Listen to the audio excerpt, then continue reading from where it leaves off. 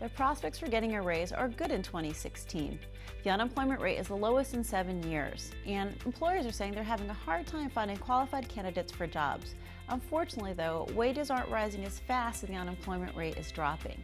So you're going to still have to prove that you deserve a good raise. Raises are projected to be up 3% in 2016. That's not quite as good as it was before the recession, when raises averaged 4%, but top performers can expect raises of 5% or more. Unfortunately, only about 10% of workers get that highest rating. Employers aren't giving the raises that they used to. There's a trend toward pay-for-performance bonuses.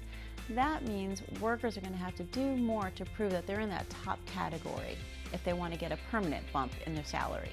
If you want to do better than the average increase, you're going to have to give your boss a good reason to give you more money. After all, the decision isn't up to him or her. They're likely going to need to run it by somebody else, so you want to make it easy for them to make their case. It's critical for you to quantify your accomplishments. Before you go in to talk to your boss, put together a brag sheet listing out all the great things that you've done for your boss this year. Now, it's easier in some positions to quantify what you've done. For example, if you're in sales, you can talk about landing a client that brought $2 million in revenue to the company. But there's more to quantifying what you're doing than dollars. There's lots of data you can use. For example, if you're a web designer, you can talk about how much you've increased traffic to your site. If you're a project manager, you can talk about how you've efficiently got a project done or even got it done early. So how do you know what to quantify? You need to know what is most valued by your employer.